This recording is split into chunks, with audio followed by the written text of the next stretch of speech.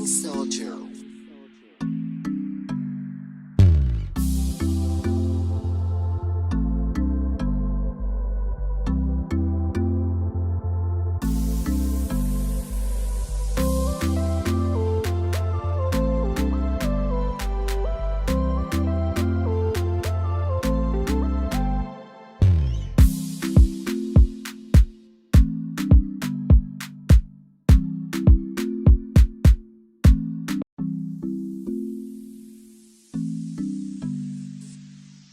King Soldier.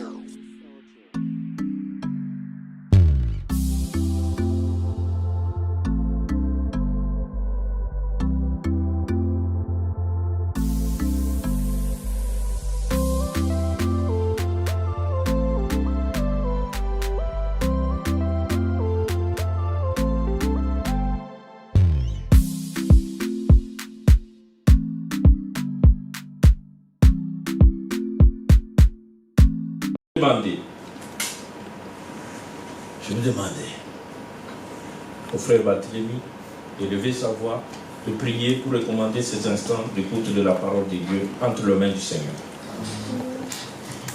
Amen.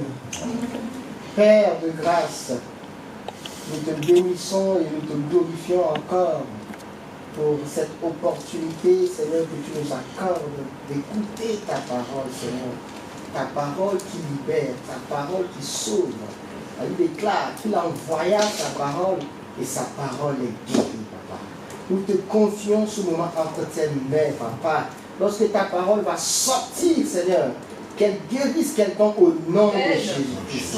Lorsque ta parole va sortir, Seigneur, qu'elle restaure, Seigneur, car il est écrit que tes recommandations restaurent. Tes recommandations guérissent, Seigneur, mon Dieu, papa. Touche les cœurs présents ici, papa. Que nous ne sortons pas tels que nous sommes venus, car il est écrit que lorsque nous tournons nos regards vers toi, papa, nos visages sont rayonnants de joie, papa. Qu'en sortant de ce lieu, papa, si un cœur est venu ici brisé, Seigneur, que ce cœur soit guéri au nom de Jésus. Si un cœur est venu, Seigneur, attristé, que ce cœur, Seigneur, mon Dieu, reçoit la joie qui vient de soi. Père, je te recommande ton serviteur entre tes mains, papa. Il n'est qu'un, Seigneur, de l'argile dans tes mains. Utilise-le puissamment, Seigneur, mon Dieu, papa, qu'à travers sa parole, la parole que tu mettras dans sa bouche, papa, pour que cette parole puisse nous bénir. Mais tu as dit que celui qui arrose sera arrosé, qu'il soit arrosé au nom de Jésus. Amen. Amen. Amen. Amen. Amen. Amen.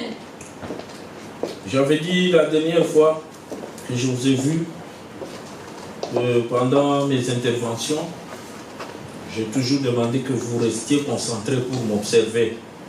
Parce que 70% de mon message passe par le gestuel.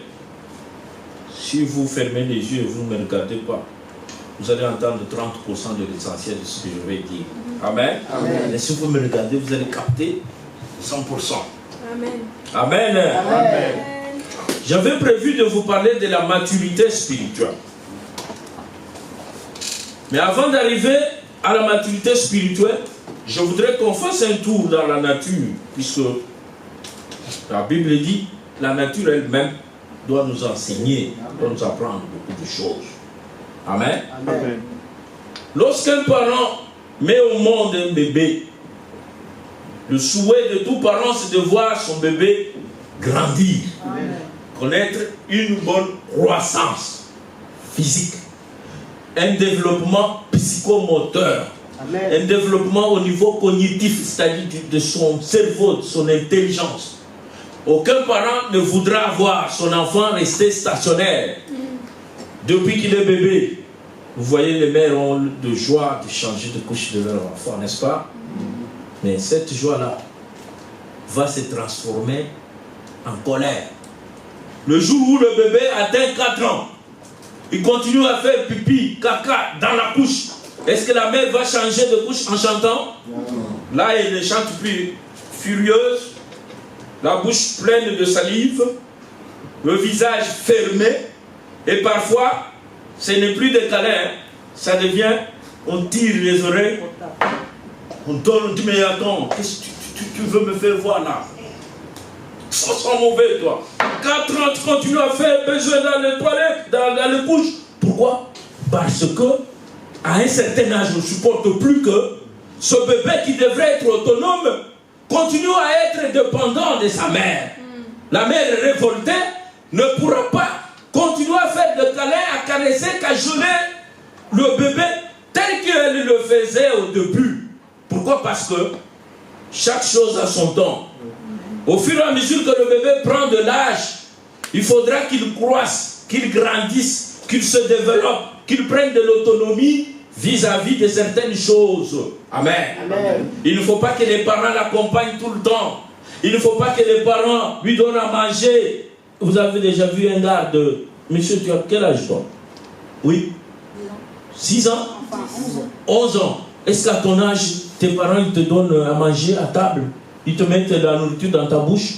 Non. Non. Est-ce que ça serait normal pour un parent de nourrir un bébé de cet âge, un garçon, pardon, de cet âge à table? C'est pas normal. Le réflexe naturel de tout parent est de voir son fils, sa fille grandir. Amen.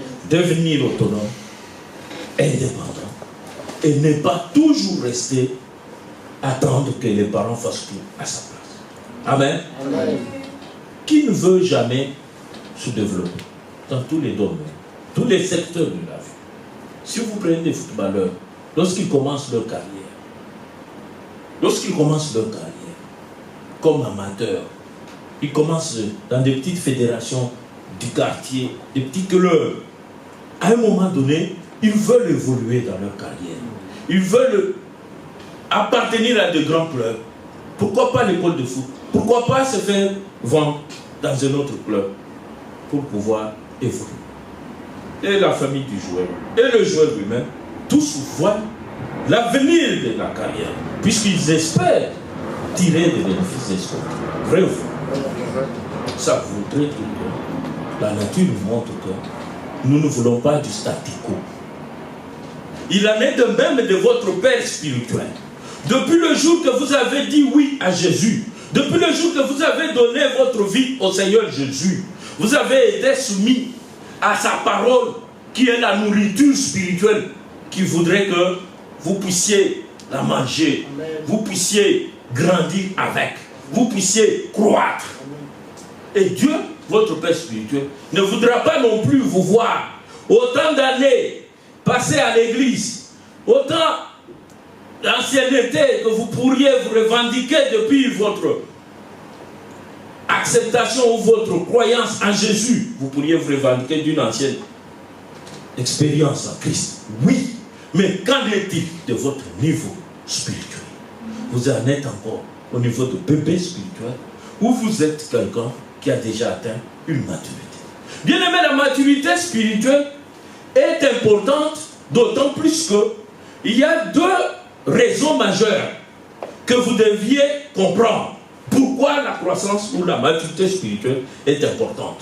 La première raison, c'est que vous devez atteindre cette maturité pour acquérir votre héritage, posséder votre héritage. Puisque lorsque nous sommes en Christ, nous sommes héritiers de Dieu et co-héritiers avec Christ. Mais la question à se poser, c'est si nous sommes héritiers, si nous sommes co-héritiers avec Christ, quel est cet héritage?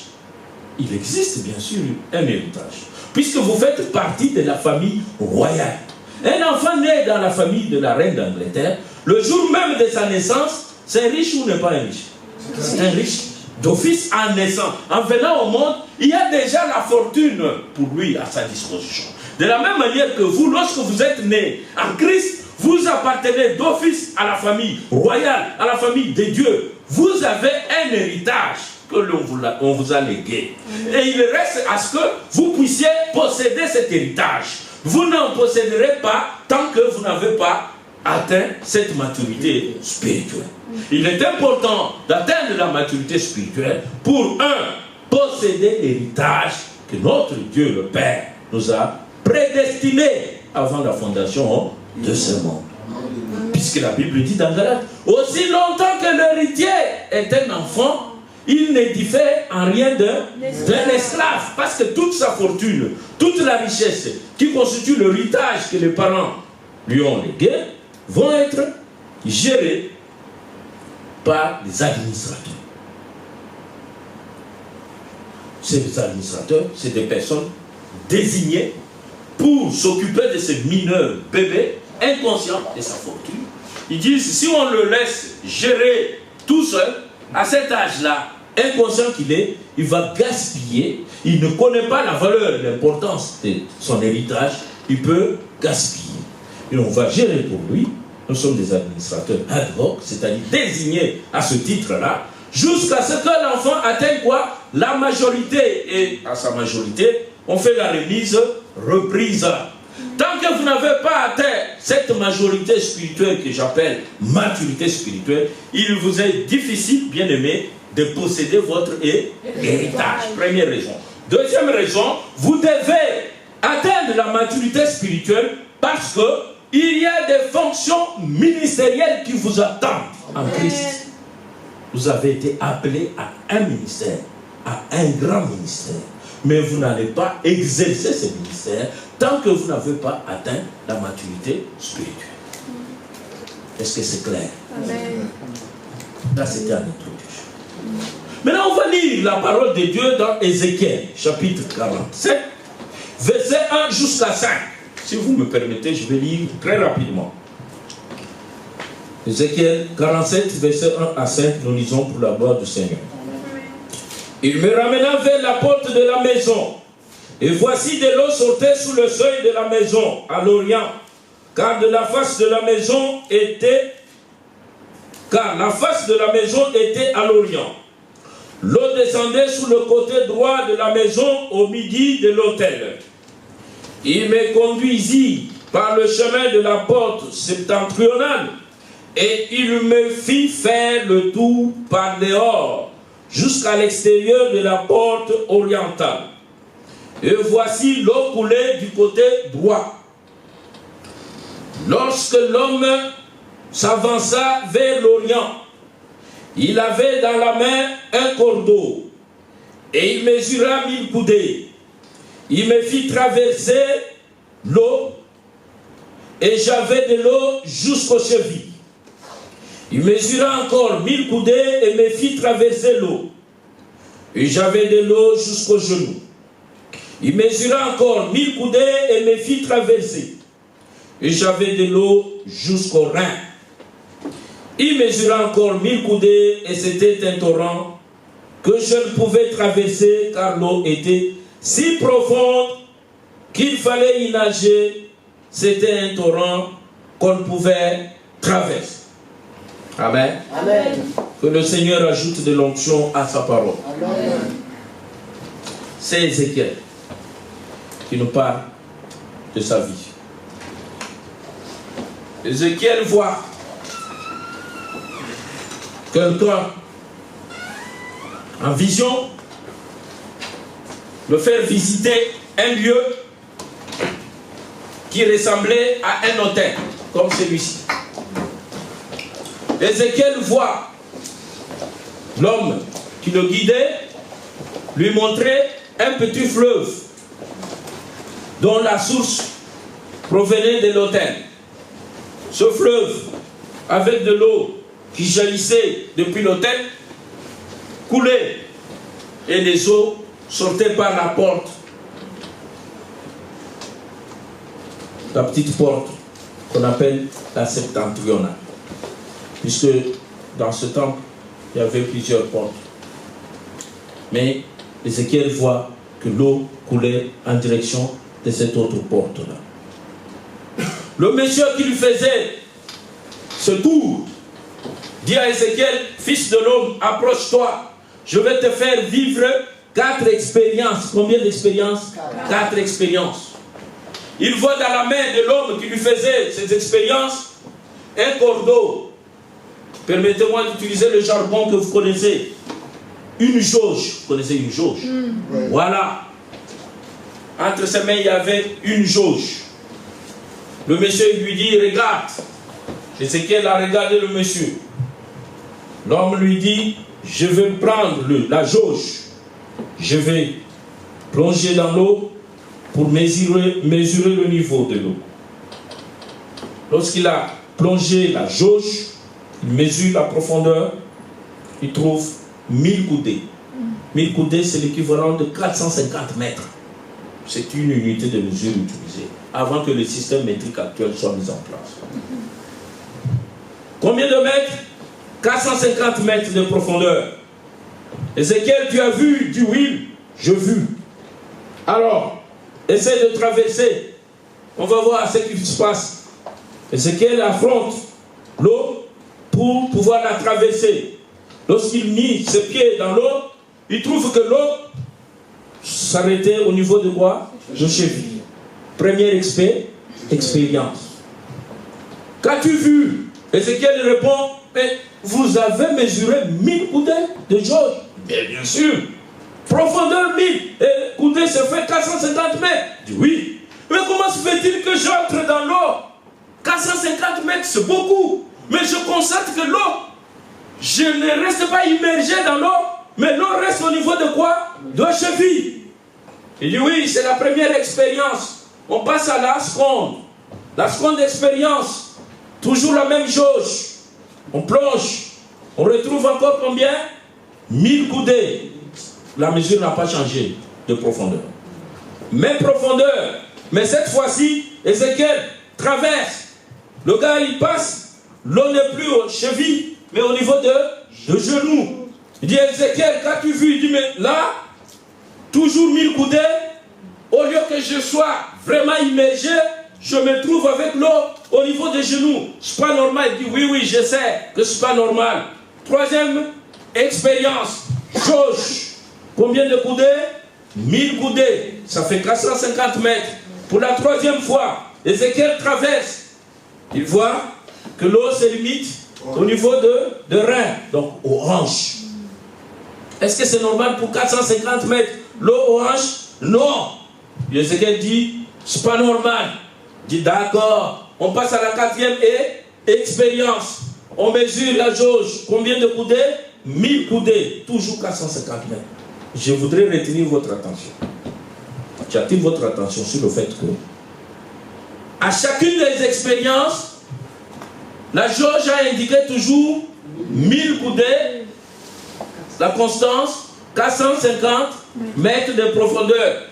Mais à chacune des expériences, l'eau n'était pas toujours au même endroit.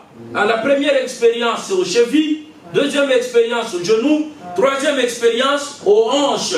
Quatrième et dernière expérience, il met 1000 coudées. Il lui demande de traverser. Il dit, cette fois-ci, c'était des eaux profondes que je ne pouvais traverser. Alors, on va le lire. 5.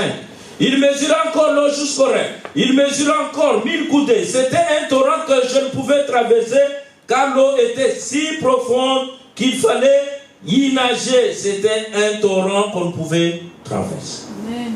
Quelqu'un peut dire Amen. Amen. Alors vous fermez maintenant la Bible pour que vous soyez concentrés. Amen. Amen. La première mesure, d'abord l'eau. Qu'est-ce que cela représente? C'est la parole de Dieu. Amen.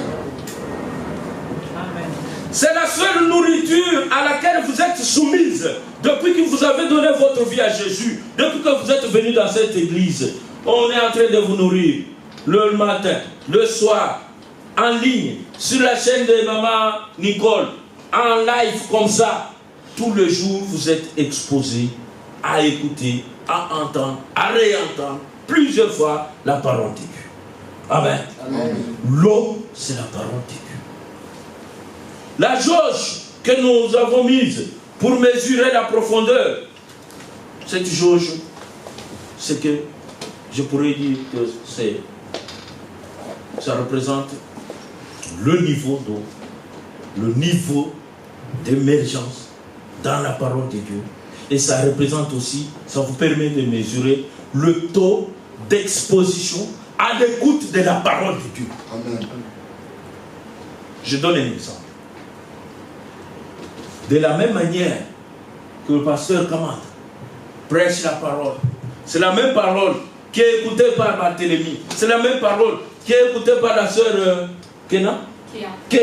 C'est la même parole qui est écoutée par Teddy. C'est la même parole qui est écoutée par les fils biologiques ou les enfants biologiques de pasteur Kamanda. Vrai ou faux? Est-ce que le pasteur Kamanda, il récupère ses enfants biologiques dans la maison, il leur donne une autre parole? Non. Et aux autres, il donne une autre parole? Si tel est le cas, dites-le moi. Est-ce que maman Nicole trie des paroles? Ici, elle présente autre chose. À ses enfants biologiques, elle donne autre parole. C'est la même ou c'est des paroles différentes? C'est la même. C'est la même. C'est ça la jauge, qui représentait la même mesure, la même unité de mesure. Toujours 1000 coudées, rien n'avait changé.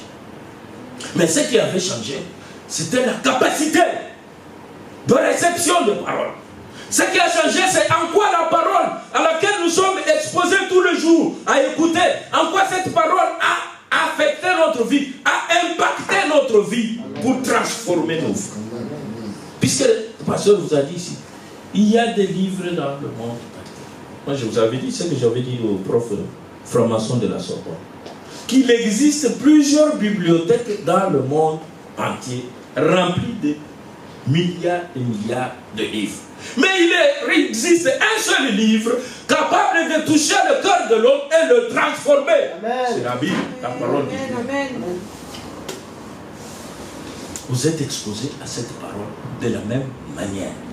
Pourquoi n'y a-t-il pas aussi le même impact ou le même niveau, la même capacité d'adaptation, de transformation? Pourquoi chez les uns c'est au niveau des chevilles, chez les autres c'est au niveau des genoux, et chez les autres c'est au niveau des reins, chez les autres au niveau de profondeur totale? Pourquoi cette différence? Dieu n'aimerait pas vous voir au niveau des chevilles, parce que le niveau des chevilles, bien aimé, c'est un niveau très dangereux pour les chrétiens. Le danger qu'il y a de venir à Dieu, d'écouter sa parole, de rester plusieurs années d'ancienneté à l'église et de demeurer au niveau des chevilles, le danger c'est que vous êtes un chrétien vulnérable. Faites une expérience quand quelqu'un est dans l'eau et que l'eau se trouve aux chevilles. Il a la facilité de courir ou pas? Si, j'ai la facilité de courir. C'est-à-dire un chrétien qui est encore à ce stade-là, il a un pied dedans, un pied dehors. L'affaire de l'église, ce n'est pas son affaire. La parole pénètre par la gauche, elle sort par la droite.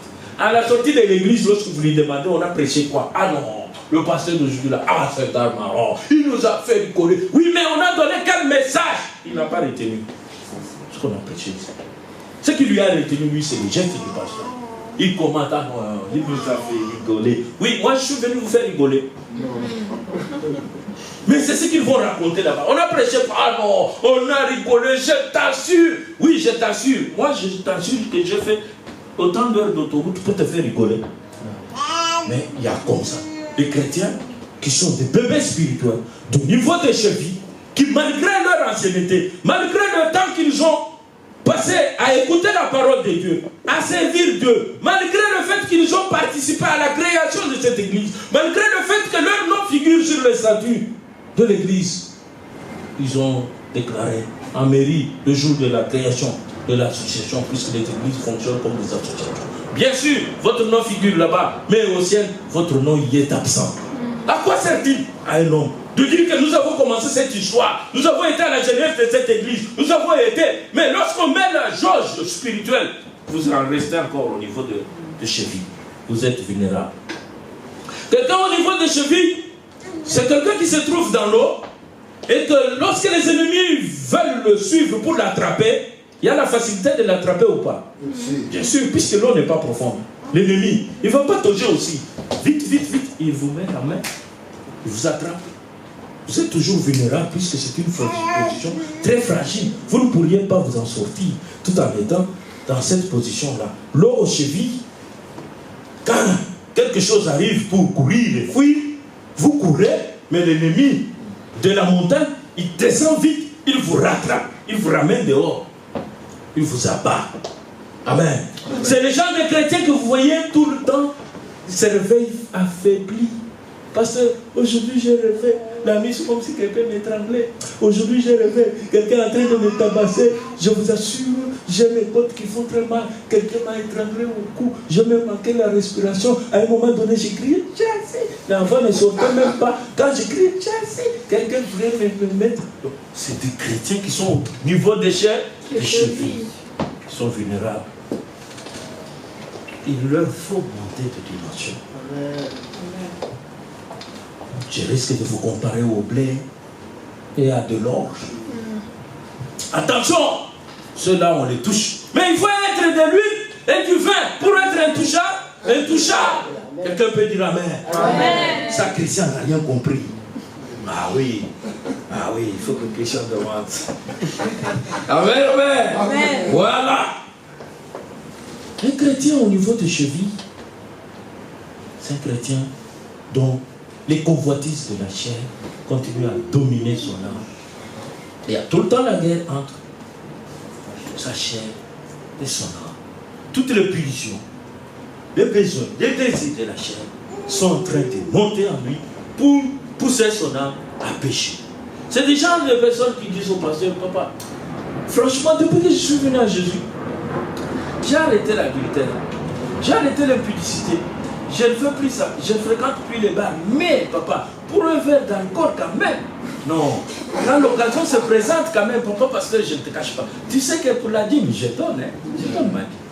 Tu sais que même quand tu appelles les fonds pour cotiser, acheter des instruments, je peux t'acheter des instruments même de 3 000 €. Mais papa, permets-moi seulement une bouteille de Bordeaux, du rouge seulement, papa. Ah non, ça me fait du bien quand même. Est-ce que j'ai péché?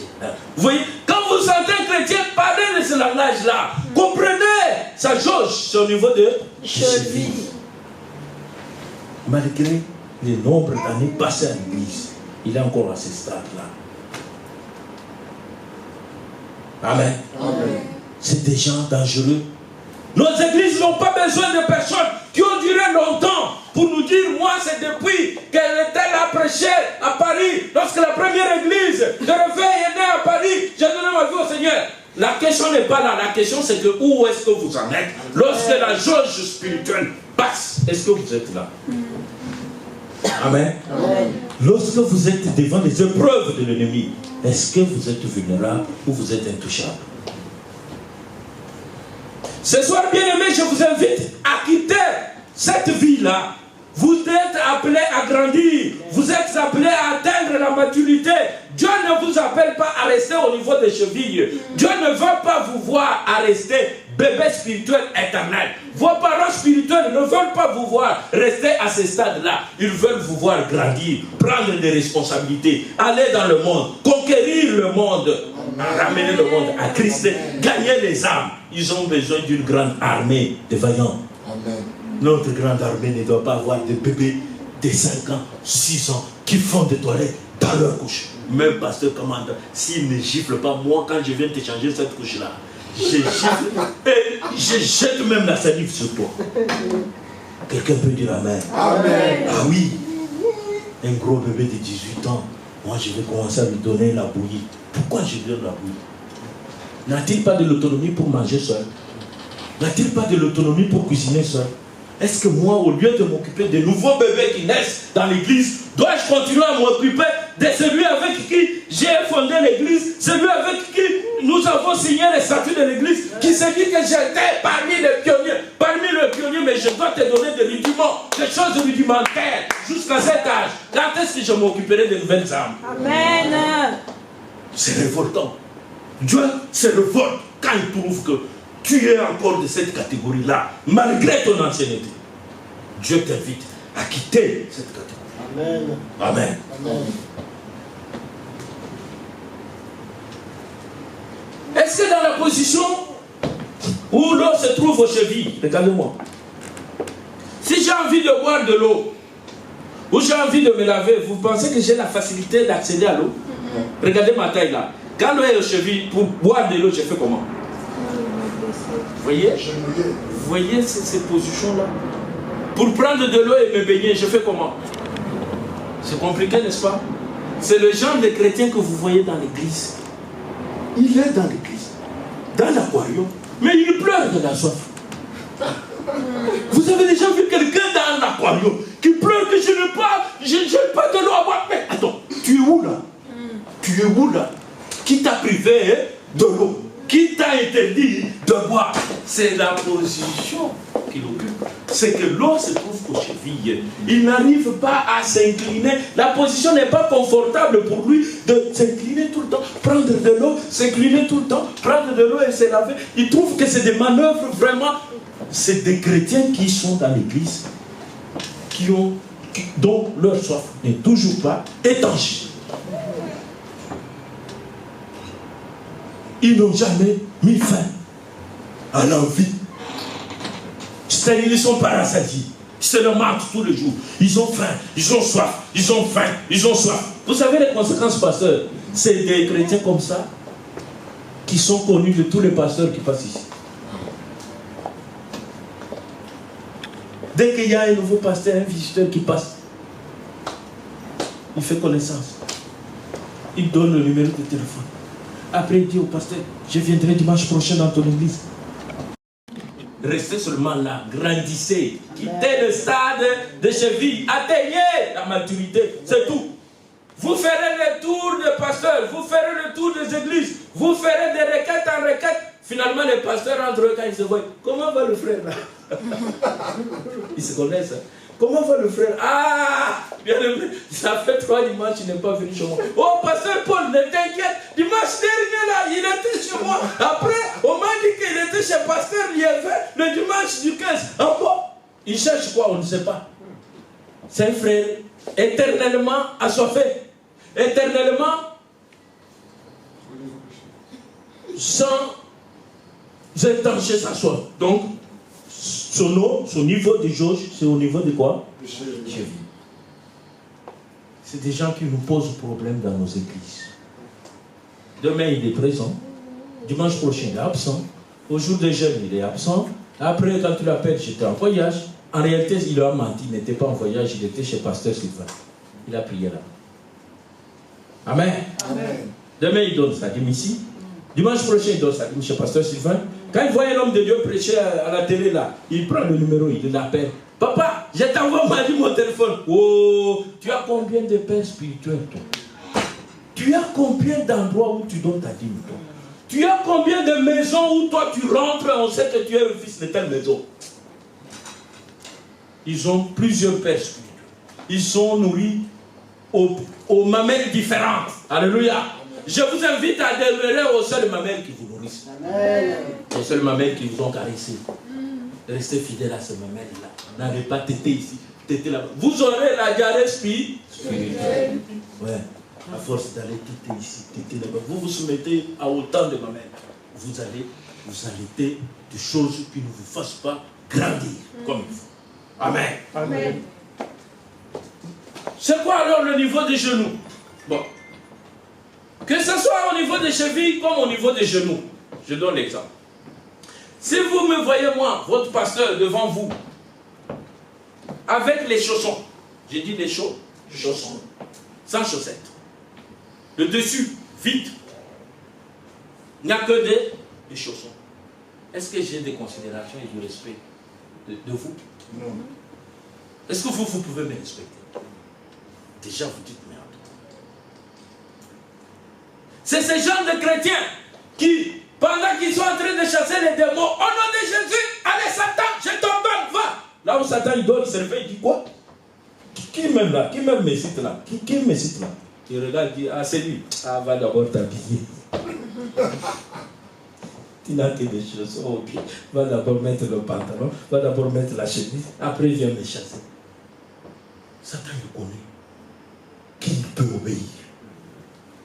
Pas un bébé spirituel. Au nom de Jésus, je t'ordonne. Dis, tu m'ordonnes moi. Nu que tu es là. S'il n'a pas de chaussons, il a des chaussettes longues jusqu'au niveau des genoux. Vous les appelez comment? Les bas. Si vous me voyez moi porter les bas, sans pantalon, sans chemise, est-ce que vous allez me regarder avec le respect?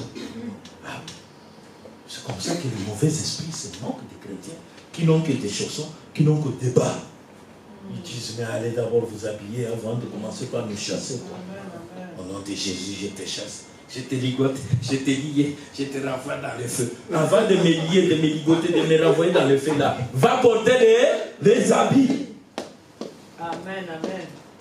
Il y a les enfants de Séva dans la Bible qui ont osé, qui se sont permis, puisqu'ils étaient les enfants d'un serviteur de Dieu.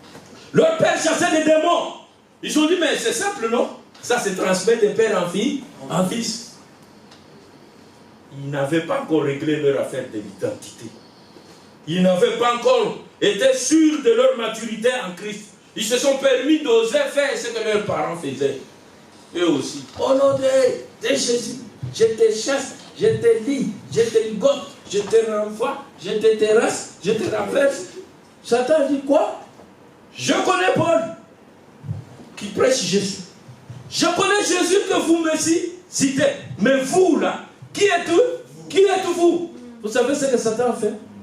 Les mauvais esprits ont pris ces gars-là. Ils les ont tabassés sérieusement, ils les ont dénudés. Leurs vêtements étaient déchirés, les gars sont restés nus comme de fous, marchant dans la rue. Qui les a déshabillés? Les mauvais esprits. Faites attention. Vous êtes encore au niveau des chevilles, vous êtes encore au niveau des genoux. Les mauvais esprits n'obéissent pas à vos ordres. Ils vous renverront d'abord vous rhabiller avant de venir les chasser. N'est-ce pas ridicule? On t'appelle, on dit, frère Barthélemy, oui. Ma soeur Harmonie, oui. Vous êtes chrétienne, je compte sur vous. Ma fille va mourir. Et il y a un mauvais esprit qui tourmente ma fille. Venez au secours. Vous allez appeler papa Paul. Papa Paul au travail. Maman Nicole, le téléphone soit éteint, soit hors périmètre cellulaire. Venez chasser les esprits. Hein? Les autres vont faire même le karaté. Chasser! Non, ce n'est pas des gestes de karaté. Non, c'est l'autorité seulement. Ce n'est pas la poitrine et les muscles. Hein? J'ai vu certains serviteurs de Dieu, même sur Internet. Chasser! Ils donnent des coups de pied aux femmes enceintes qui viennent devant eux. Ils donnent des coups de pied pour chasser les esprits. Non, ça ne se chasse pas par des coups de pied. C'est l'ordre. Christ a utilisé cette autorité. Je t'ordonne au nom de Jésus. Allez, libère. Et on voyait les effets. Et là, pasteur commande. Sois éteint. Sois éteint. On t'invite maintenant à faire du boulot. Tu arrives là. Tu commences à faire des gesticulations du genre de karatéka, du genre de sportif. Les esprits mauvais, ils te disent, habille-toi. D'accord? Habille-toi. Chaussons avec les bas, ça ne suffit pas.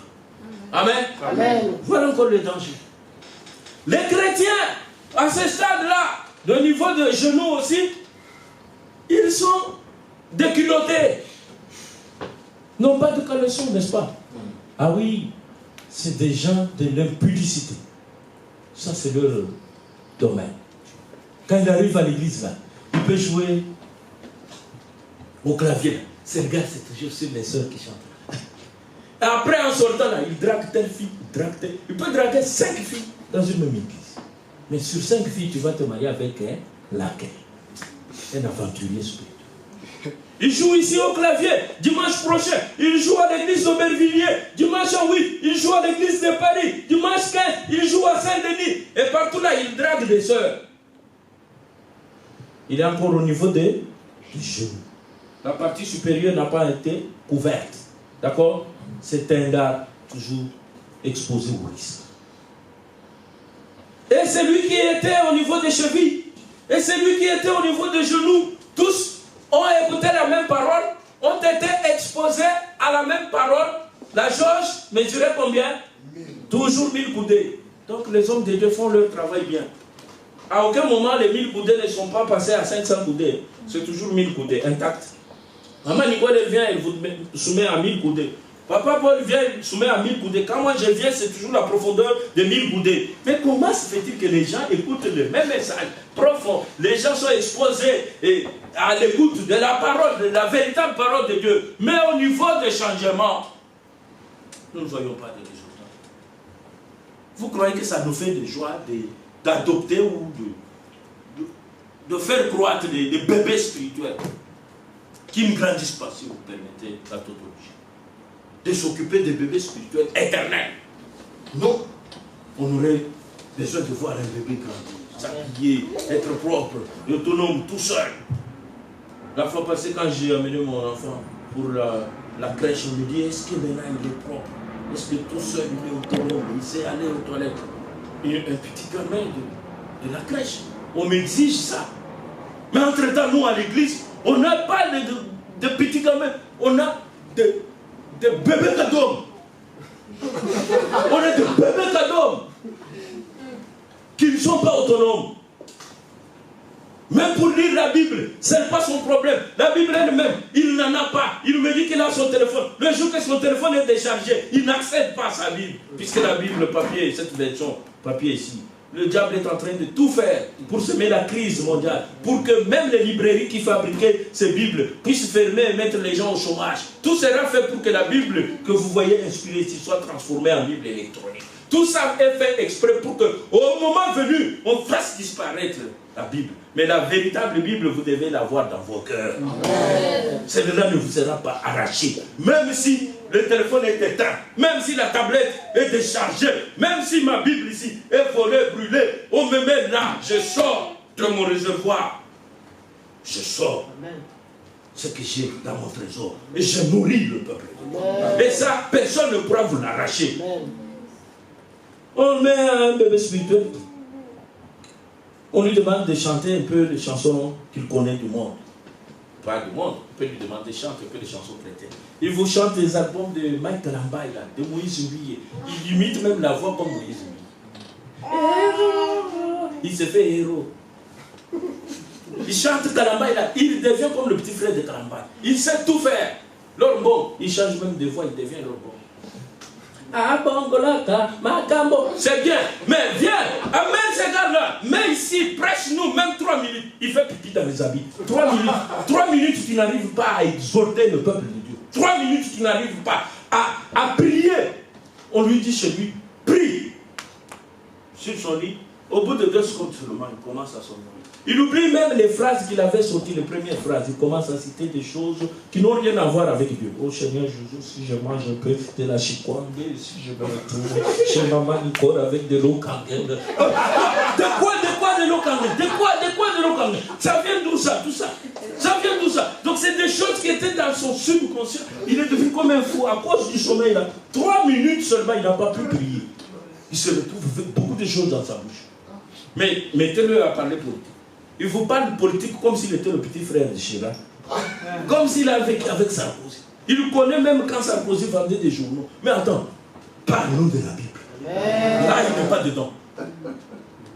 Parle-nous de la Bible. Le théâtre de chez nous, il connaît toutes les séries, il t'explique, non, c'était le groupe Salongo, c'était le groupe Bolingo, ils ont sorti 2e album. Tu n'as pas vu ça, papa, va voir, tu verras, c'est sérieux. Il connaît tous les films nigériens. Il connaît tout ça à cœur. Il me raconte. Prends 1 minute, exhorte-nous. Oh non, papa, j'ai la fièvre. Quelle fièvre? Viens. Alléluia. Amen. Oh papa, l'estomac. Quel estomac? L'estomac là va brûler. Viens. Quel genre de chrétien nous avons? Défends Christ devant le monde. Défends Christ sur ton lieu de travail. Défends Christ partout où tu es. Défends Christ même dans le bus, dans les transports en commun. Il ferme sa bouche. Mais il voit un fou qui arrive, qui prêche Christ. Il regarde là. Il cache même son identité. Il veut que le fou ne le regarde pas sur le visage, puisque le Saint-Esprit peut saisir le fou et lui dire que ma soeur, même toi qui me regardes là, tu es une servante de Dieu. Lève-toi, on va prêcher avec toi. C'est quand même moins sérieux de prêcher dans le transport en commun. Mais pourquoi? Il cache son visage comme ça, il s'incline sur un livre. Mais le fou, lui, il prend le courage de parler de Christ dans le métro.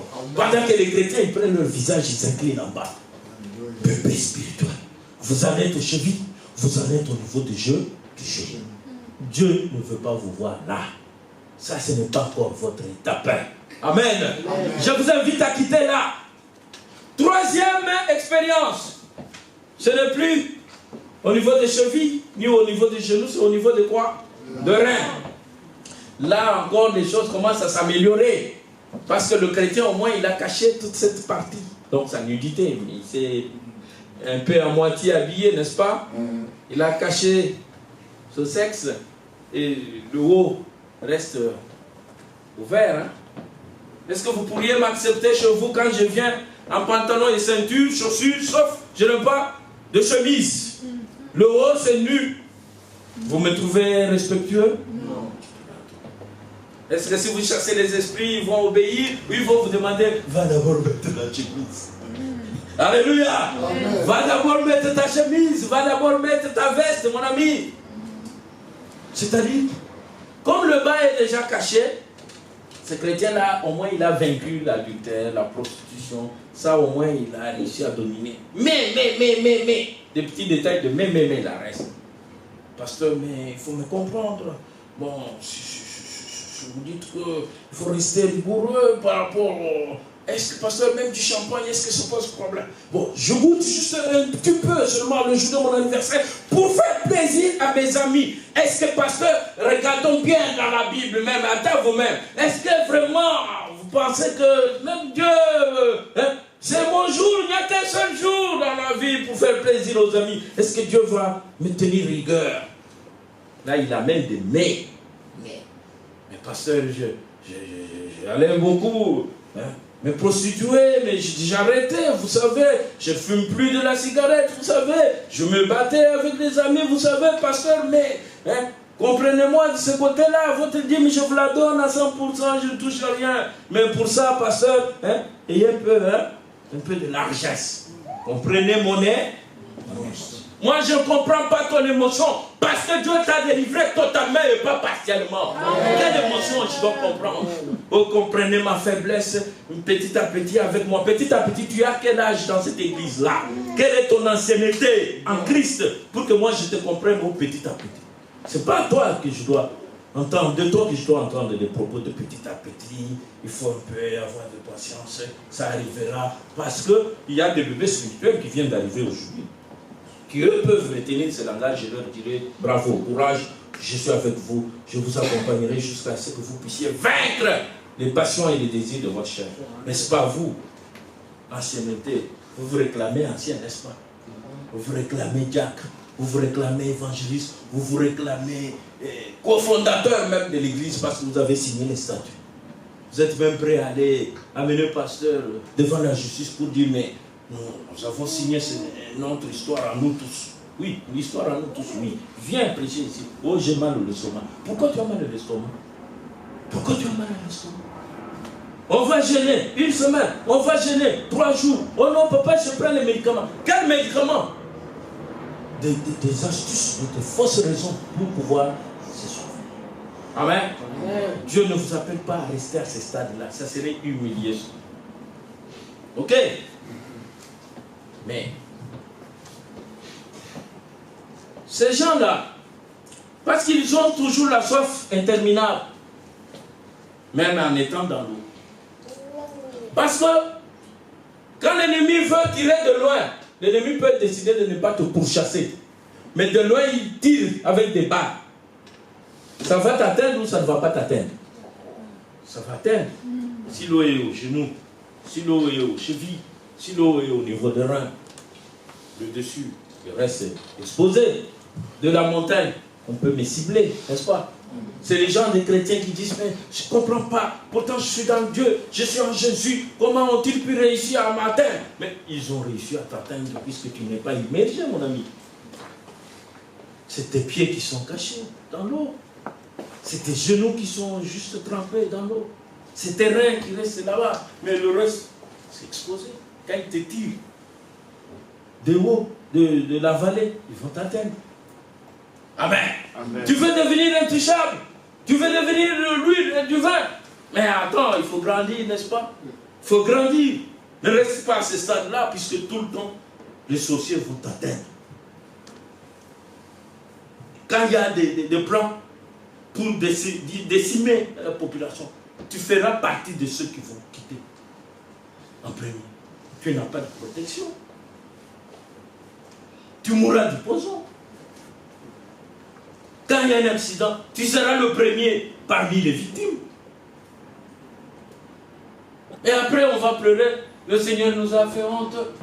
Nous aurions dû nous trouver en gain de cause. Une telle situation, pourquoi n'a-t-il pas pu épargner son enfant, son fils? Mais c'est vous qui parlez de son fils, non? Il y a fils et fils. Ah. Moi, je dirais il y a enfant et il y a fils. Ah. Enfant et fils, c'est pas pareil. Le fils, c'est celui qui fait l'honneur du père. Et l'enfant reste l'enfant. Même naturel, mais qui fait ma honte. Ça reste mon enfant, mais ne pas mon fils. Mon fils fait mon honneur. Amen. Vous voulez être juste enfant de Dieu ou vous voulez vraiment être fils de Dieu? Fils. Marquez la différence. Marquez la différence. Vous êtes dans l'abondance.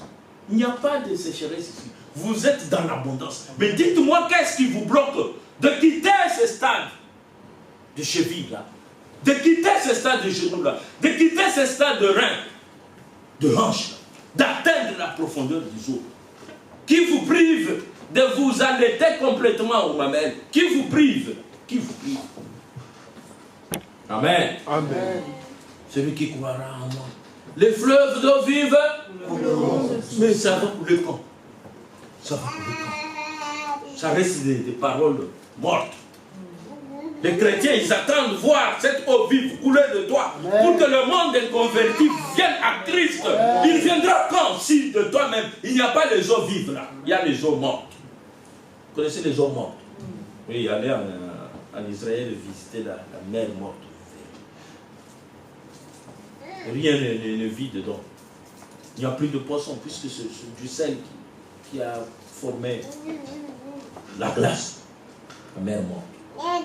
Est-ce que les poissons vont vivre là-bas? Tous les reptiles qui vivent, les animaux aquatiques, ils voyagent. Puisque la mer elle est morte. Qu'est-ce que toi tu donnes comme vie? Qu'est-ce que tu communiques comme vie en tant que chrétien et chrétien? Tu as une vie de Christ en toi et que le monde aimerait profiter. C'est quand le moment que cette vie va pouvoir jaillir de toi pour pouvoir transmettre aussi la vie aux autres. C'est quand? Amen. Amen. Je suis dur envers vous. Non, bien. Je suis un évangéliste. Il y a un moment, je fouette et après lui, il va caresser. Amen. Amen, amen. Voilà. Ils sont là pour ça. Ils caressent, ils cajolent, ils amènent de l'huile, ils vous massent. Mais moi, je ne supporte pas des couches pleines. Hein. Tu me regardes. Depuis combien de temps? Oh non, moi, c'est depuis la création de l'église. Très fort, je crois. La création de l'église. Et tu me fais la bouche pleine avec salive comme ça. Hein? Je jette même la salive sur toi et je t'enlève la bouche en colère. Alléluia. Amen, amen. Voilà. Je suis révolté parce que je ne veux pas vous voir des bébés. J'ai besoin de voir des grands qui vont aider le couple pastoral à exploser, à gagner le monde à Christ. Pas rester toujours.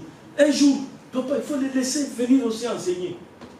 Leur laisser l'espace. Ah oui, ne les laissez pas, les disciples éternels. Il faut qu'ils fassent des tours un à un ici. Vous leur dites, ça suffit là. Ça suffit là, oh, 10 ans, 15 ans, ça suffit maintenant le tour ici. Que personne ne vous dise, oh, j'ai l'estomac, le médecin m'a dit. Le médecin, tu ne mourras pas même si tu prêches ici avec ton estomac là. Tu guériras. Amen. Amen. Amen. Oh papa, je m'excuse parce que l'employeur a dit, il faut que je me repose un peu, je bosse Dieu. Viens bosser Dieu pour Jésus. Amen. Amen. Alléluia. Amen. Bon, c'est la dernière expérience.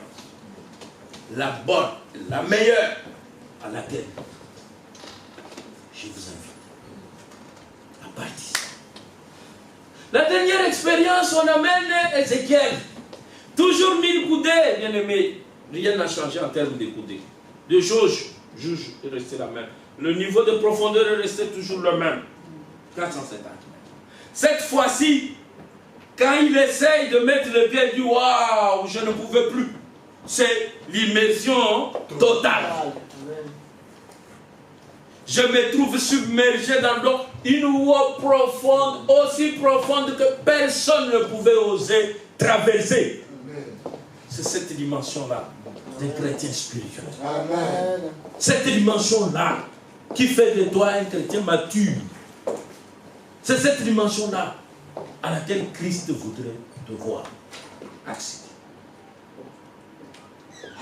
Ça doit être l'objet de tes désirs, de tes prières, de tes souhaits, de ton partage. Tu dois à tout prix demander d'accéder à cette dimension. C'est une dimension de profondeur sur profondeur. La profondeur appelle là. La profondeur.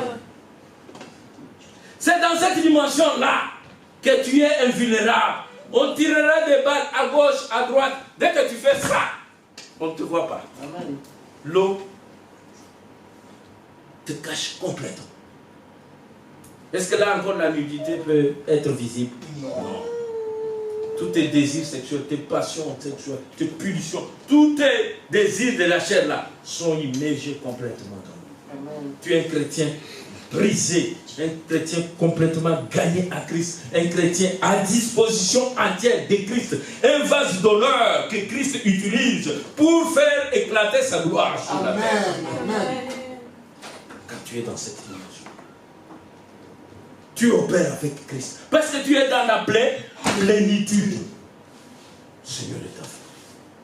Le monde entier, il peut témoigner, il peut jouir des bénédictions qui viendront de toi. Amen. Tu seras une source de bénédiction pour plusieurs. Tu entreras dans une famille, à la place que la famille se divise, toi tu la rassembles. Tu la Amen. réunis.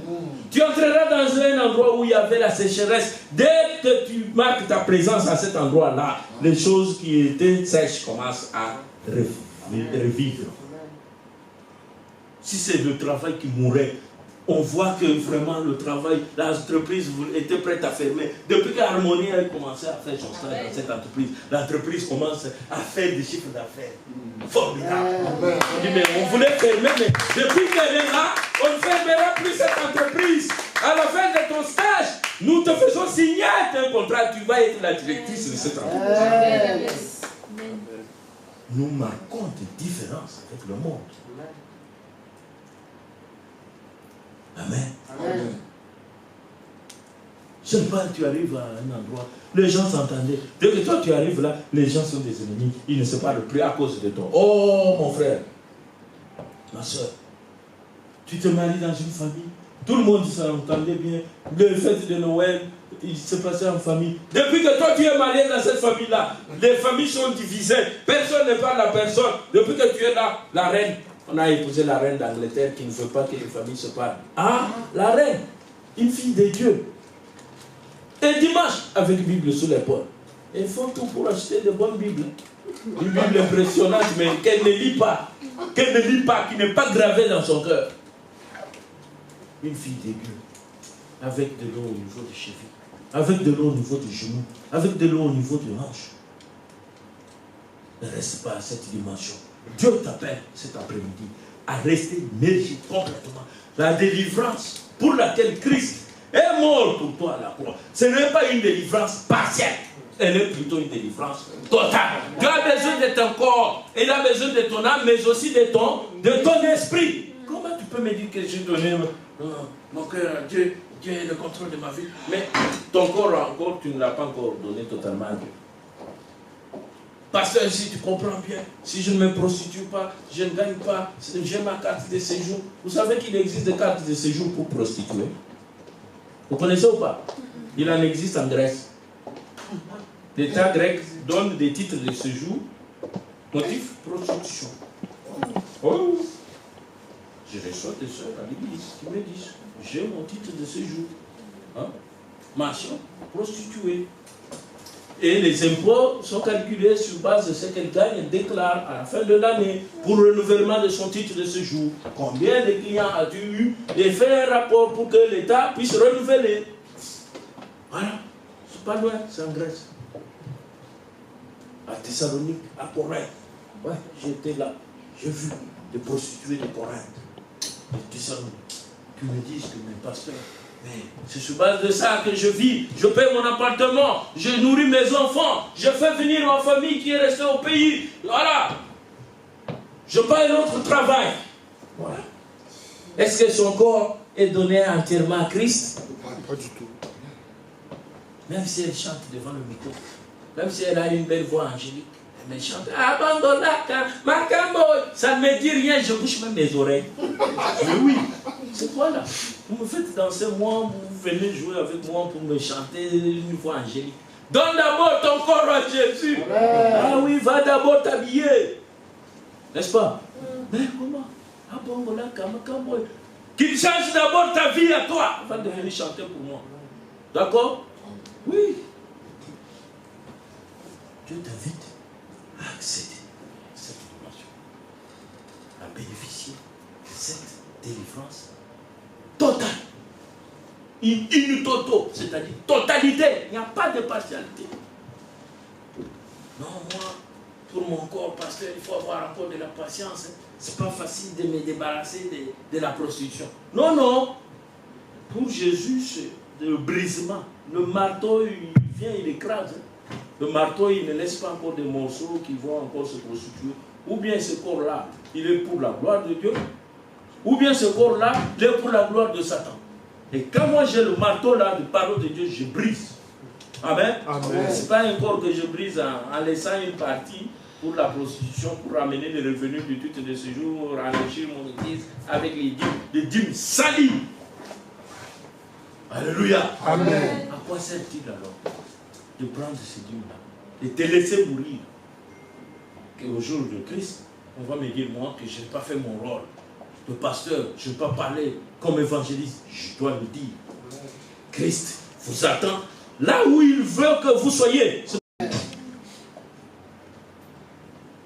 Après, je vous laisse lire la suite de ce passage, à partir de 6 jusqu'à 12. Quand Ézéchiel a fait cette expérience de la profondeur des eaux, il dit non, ça, je n'arrive même pas à oser, puisque une fois osé, je me trouve submergé complètement. C'est à ce moment que l'homme lui dit, ces eaux que vous voyez là, c'est des eaux qui vont couler pour donner vie à des endroits où se trouvent les mers mortes. Là où il y a la mer morte, ces eaux-là coulent comme des torrents pour se jeter dans des mers mortes. Et automatiquement, les mers mortes vont revivre. Là où il n'y avait plus de poissons, les poissons vont revenir.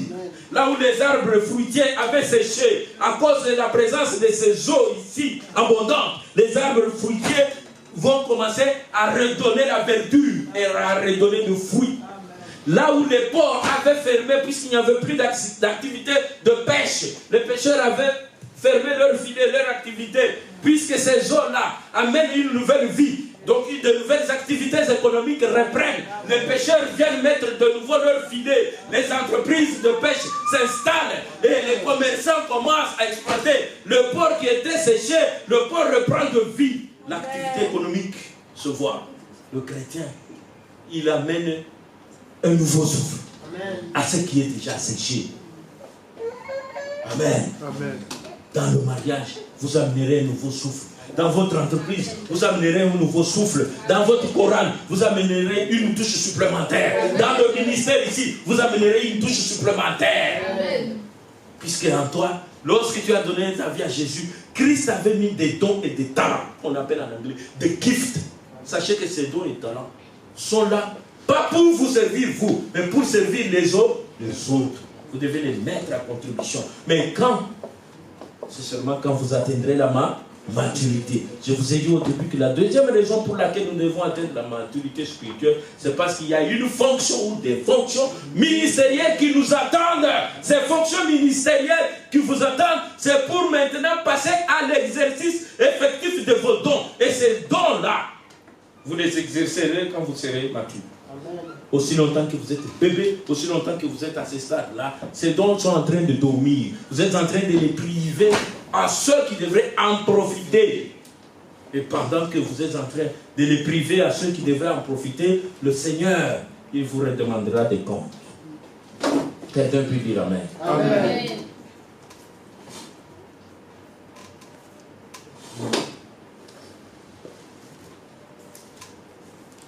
Est-ce que vous connaissez l'endroit le plus riche au monde? Oui. Le cimetière. Quelqu'un voudrait répondre, oui, c'est au Congo. Non. Le Congo, parce qu'il y a des minéraux, de l'or, des coltans, des diamants. Non, ce n'est pas l'endroit le plus riche. L'endroit le plus riche au monde, c'est à côté de chez vous, là. Quand vous passez le cimetière, ce côté-là, vous dites, ça, c'est l'endroit le plus riche. Pourquoi ces endroits sont plus riches? Parce que c'est là que repose tous les meilleurs dons qui sont dans les hommes, dans les femmes, qui n'ont jamais été exploités, exercés. La mort est venue arracher ces hommes, ces femmes.